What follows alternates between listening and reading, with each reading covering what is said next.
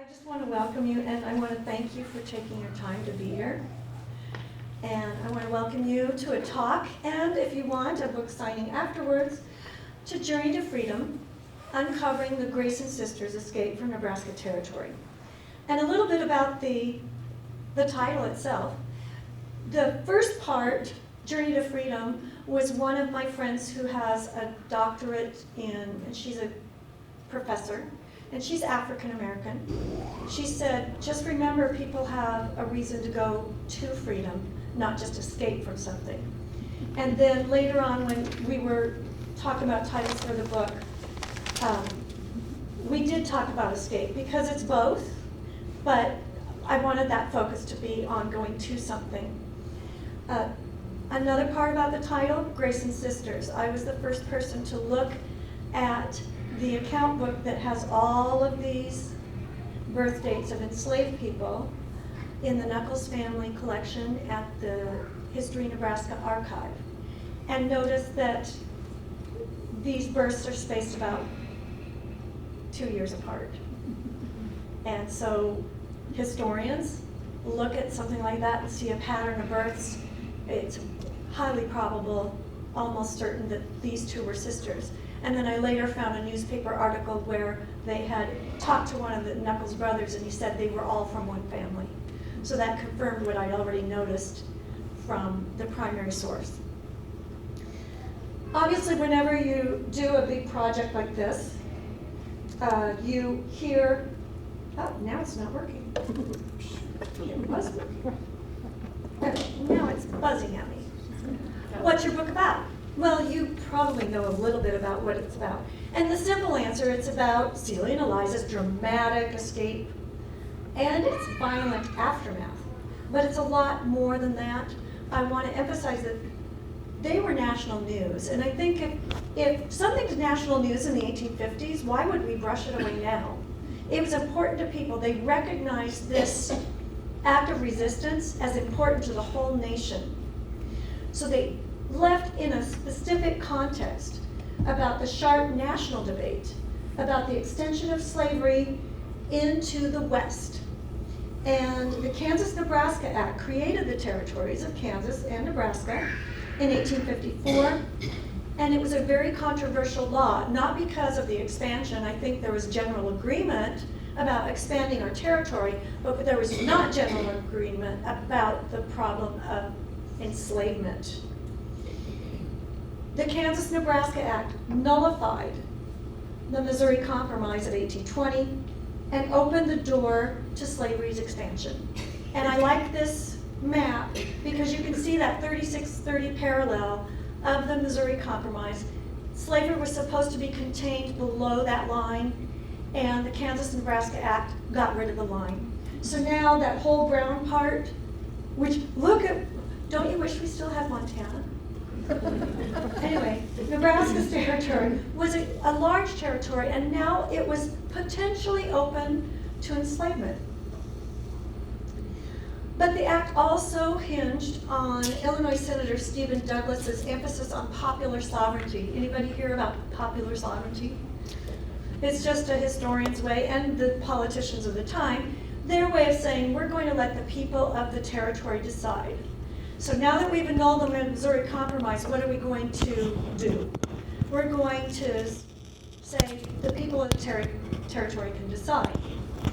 Now, and by the way, Stephen Douglas, Lincoln, same man. Northerners, though, interpreted it that territorial legislatures could decide during the territorial period. And so you have all these newspaper editorials and even politicians speaking in Congress about that. And Southerners said, no, that's not what it meant. That's not what it meant at all. You have to decide, you can't decide until you're ready to become a state and you're forming your state constitution. So was Nebraska territory free or slave during that territorial period? It was unclear. So when Celia and Eliza were pretty much invisible to people, made themselves visible, they made visible all this controversy once again. And because of the Fugitive Slave Act of 1850, which expanded the federal government's power to go into free states to pursue enslaved people, that also said, but what? Are they enslaved? If you can go after them under the Fugitive Slave Act, that means slavery is legal in Nebraska. So they put all of these debates in sharp relief. Another, not so much a question I get, but I do get this comment quite a bit. And I didn't know there were enslaved people in Nebraska. And it surprises a lot of people. I've even had a few people argue with me. Oh, no, there never were. That can't be right. And I'm like, well, it's right. And I'm just showing one. There are hundreds, if not thousands, of newspaper articles about slavery in Nebraska. And this is from 1855. It's the first inaugural ball. And there were at least 10 black people there. And we don't know exactly who they were, but the first territorial governor was a man named Francis Burt. He died just a few days after taking office. He got here and he was kind of sick and he died. But he was a slaveholder. So I think at least one or two of them were his. And that's the thing, people say, oh, there weren't very many, because there were never more than 13 in a census. And that's part of what I talk about in the scholarly work. The census does not reflect all the black people who were working in Nebraska Territory. Now, it was never super large. It wasn't like Georgia where there's a large percentage of the population. But slavery on that scale had existed before in other places, like Appalachia, where Celia and Eliza were born in Grayson County, Virginia. Slavery was never a major part of the labor force there, and it wasn't probably going to be a major part of the labor force here. But south of the Platte River, there were a lot of black people working and breaking ground, helping to build as people poured into Nebraska Territory. Now, some of you have probably heard of Bleeding Kansas. And this is the Kansas-Nebraska Act. And of course, because Kansas was kind of seen as farther south, so therefore more potential for it to be a slave state, there were a lot of eyes on Kansas.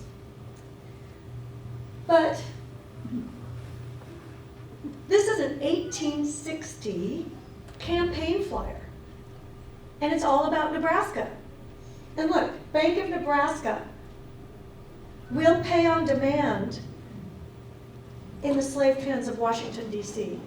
So people were upset about the fact that there were enslaved people in Nebraska. It didn't matter how many there were or how few there were. If it was wrong, it was wrong. And so we had all of this ferment. And Celia and Eliza continually kept the ferment going.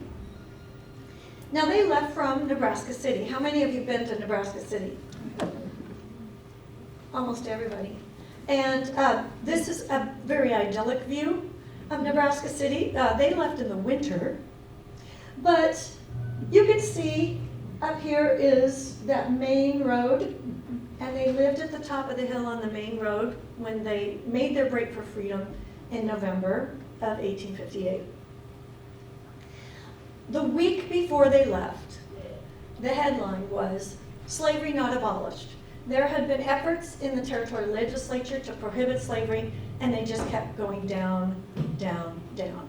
Part of the reason was because we did have a few more Democrats in the legislature than Republicans, and the other reason is all of the federal officials were appointed by the federal government, and the president was a pro-slavery Democrat. So whom did he appoint? Democrats.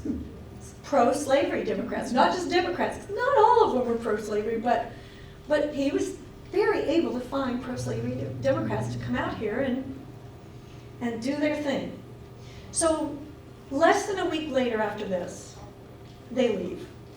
And I just have to show you this. He says, "They've been enticed away from our townsman, Mr. S.F. Nichols, by a vile, white-livered abolitionist." And you'll have a lot more quotes when you read the book of vile abolitionists, and also And also abolitionists saying some pretty unkind things about slaveholders too. So there's quite a bit of rhetorical back and forth. Many of our citizens are out in search of the runaways. He offers a $200 reward. They will doubtless be found in some abolition hole. What we know, what I can document, is the day they left.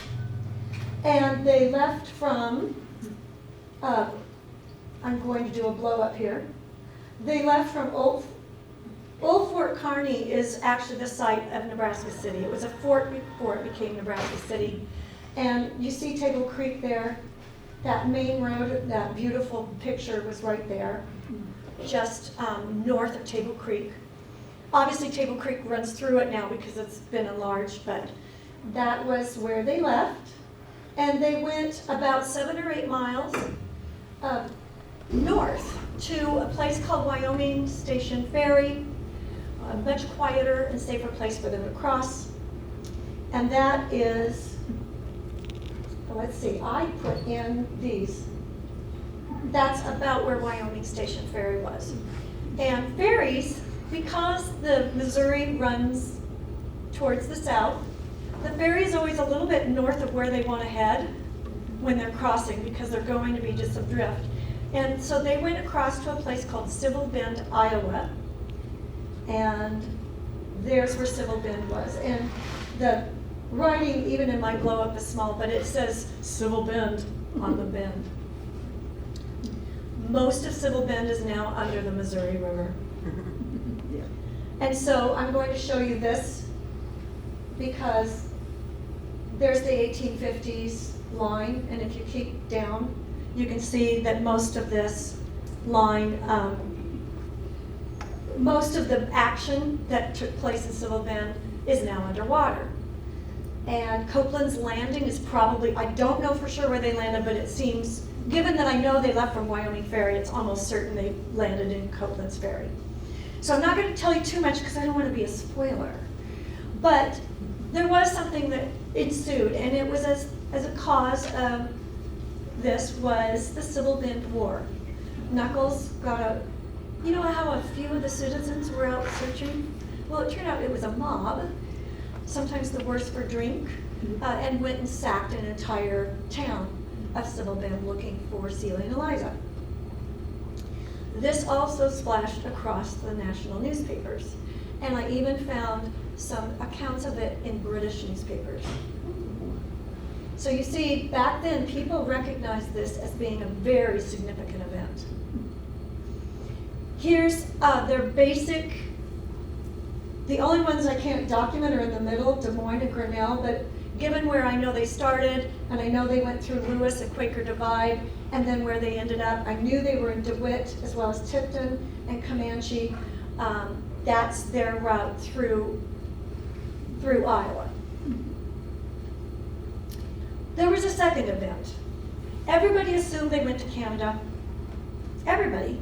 Well, maybe not Mr. Knuckles.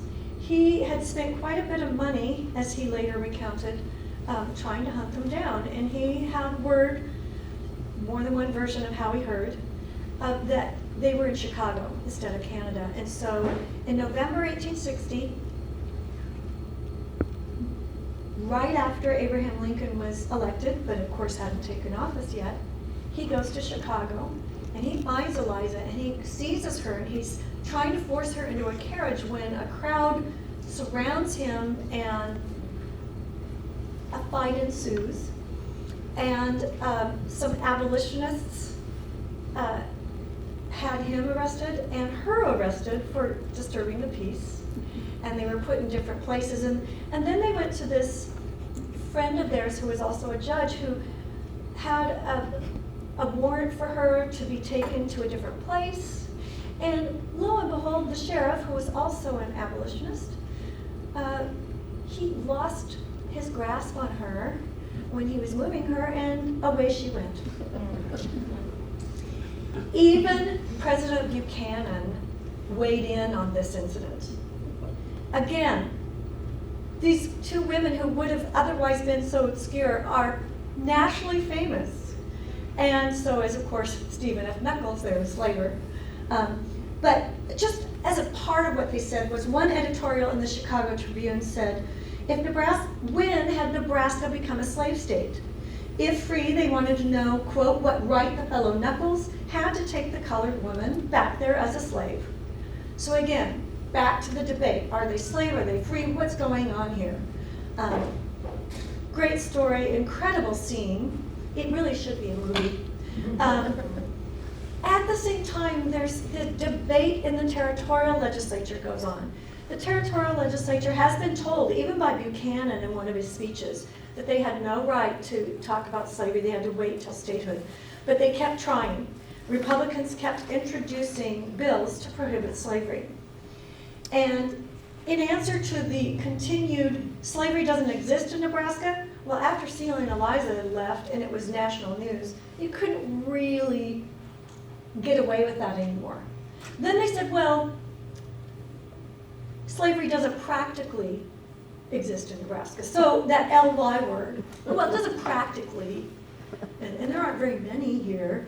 And Taylor was one of a committee, the only anti-slavery person on the committee. But he talked about answering this question about slavery in Nebraska. I know of my own knowledge, the Honorable, because Stephen Nuckolls was a legislator too, had 3 colored persons. Now, 2 of these persons escaped from him in the winter of 58-59. So not by name, but Celia and Eliza are part of the debate, as part of the proof that this is a problem we need to address. The other, and this was my first indication that Shack was not a freedom seeker, he was sold by him, he was sold south. And then I have the later confirmation. And I do find south, I do find out who enslaved he went by Jack later on. And I do find out where he bought his farm, and I find out all sorts of things about him. And he was also in the United States Colored Troops for Louisiana during the Civil War. But Union, United States Colored Troops. So he's interesting, and he's likely their brother or half-brother. William Taylor also had to make a moral argument, because then they said, okay, there are a few of them here, but no big deal. And he said, if it's wrong to hold 10,000 people in slavery, it's wrong to hold 1 person in slavery. And that was a hard one in the back and forth for them to answer. He had to finally say, okay, you can make all these arguments, but it's a moral argument, whether it's right or wrong. And he said it's wrong. I don't want to be too much of a spoiler. Here's a picture of just a few of the primary sources I used. And I do have a red line to Celia and Eliza's birth dates. At the top of this document, it says, our slaves as best as we can remember. So it's from memory, but look how specific Celia and Eliza are. Not only their dates, but the time of day they were born. So I believe that part of this record was copied from a Bible. Because that was and again, that's how historians will analyze a primary source. It may be a copy, but it's a copy of something very specific. Some of the other information is not as specific, and that may have been more from memory. But this is definitely a copy. It wasn't made at the time of the events, but it's still a lot more than a lot of us have as a springboard for a story like this, because that was my first primary document I had seen in the History Nebraska archives. And I said, who would think in Nebraska you'd find a bunch of birth dates for people who were enslaved in Grayson County, Virginia? But once you put it all together, it makes sense. I want to do a little bit of a reading because people like readings. And I'm going to read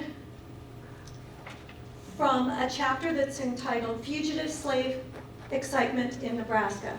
And almost all of my titles and section titles are headlines from newspapers.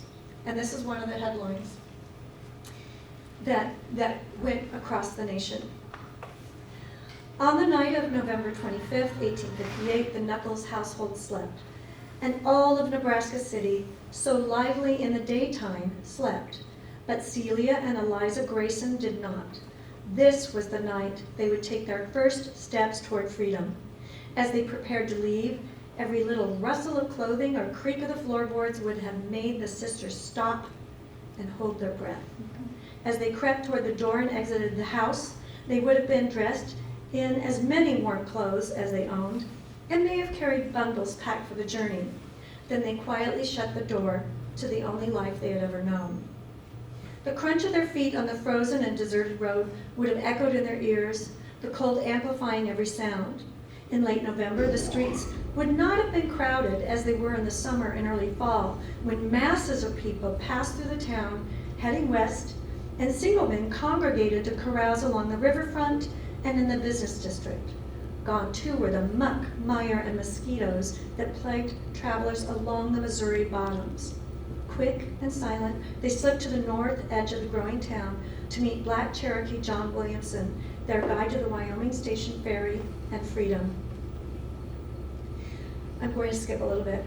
Though Wyoming Station was only a hamlet, founder Jacob Dawson had once dreamed of its competing with Nebraska City and Omaha to be a Missouri River transportation hub.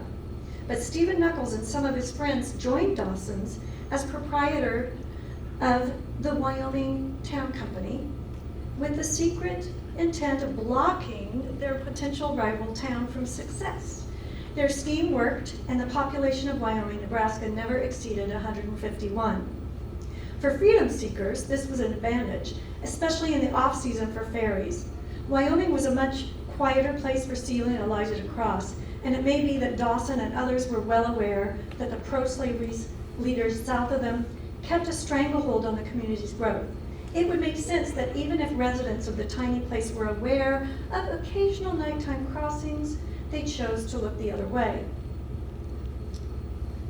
Once near the ferry crossing, Williamson and the women would have scrambled down the bluffs to the river.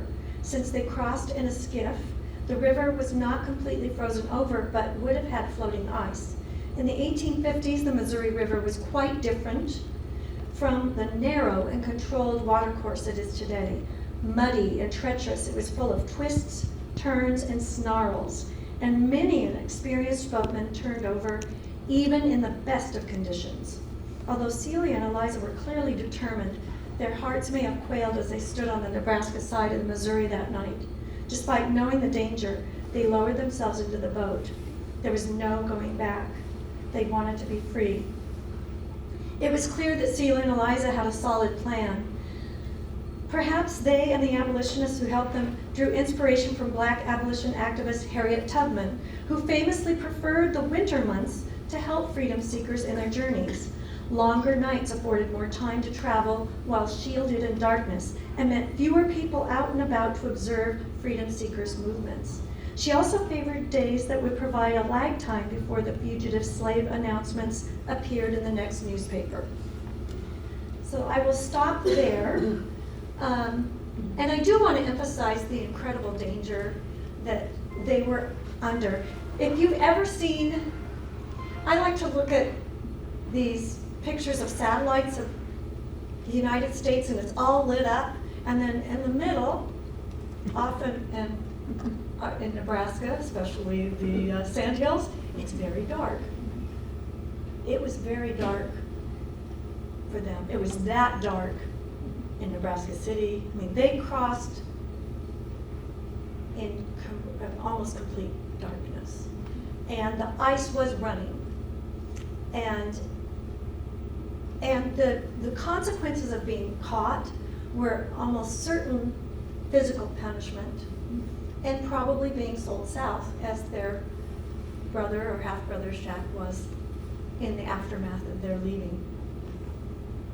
So this was a very dangerous act, and I think people at that time understood that. And I think that act alone, that act of resistance, they probably knew their enslaver well enough to know he would go after them. But I don't think they knew the lengths to which he would go, and perhaps even the violence that would ensue, especially in Iowa.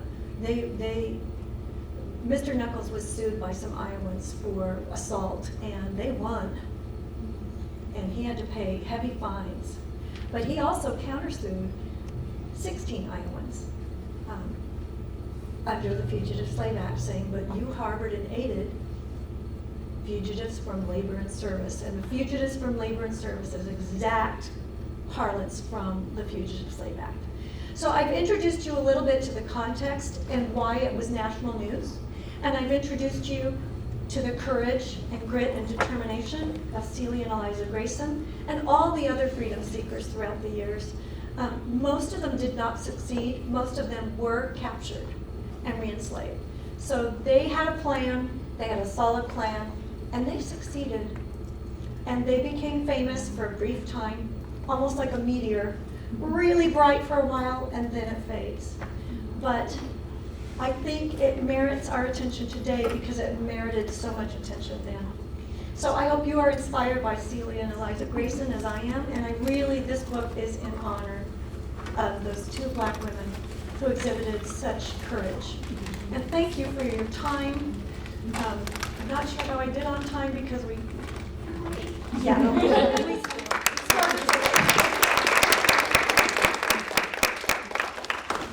And now we may not have any more questions, but if you have any other questions, I'd be happy to show them. I'm showing just a few of the primary sources. The springboard for this was primary sources because it kind of grew out of a paper for a research methods class, then became the award-winning thesis, and then became a book. The title? Could you put the timeline of what you just described? Oh, timeline. Well, I want to say it took about 3 years total. And then the publishing of it was almost a year because I had the manuscript in December. I did add that one little bit, but that didn't really matter. And then that year, I maybe worked on it only another 7 weeks. You wait for the copy editor to go through it, and then they send you a lot of things that you have to do. And a good copy editor is worth his or her weight in gold because she would say, is there something wrong with the citation? And I think either no or yes, there is. They were just really great. So you go through that, and that takes almost a whole month. Just going through it with a fine-tooth comb. Then it goes out, and when they have time, they set it up. Now it's set up and it's laid out with the pagination and all the visuals. And then you have about 3 weeks to go through that, and you're allowed to make up to something like 40 very small changes. But because the copy editing phase was so good, I think I only asked for 25. One was I looked at the quote again and I thought, oh, it's not ginger-haired, it's ginger-hued. That's just, making sure that what I'm looking at is larger and I can read it better, partly. And then, and other things where I just found typos and things like that had just still escaped.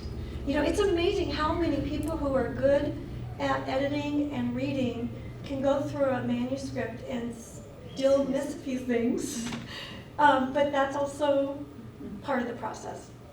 So 3 years of research and writing, another year of publishing and refining and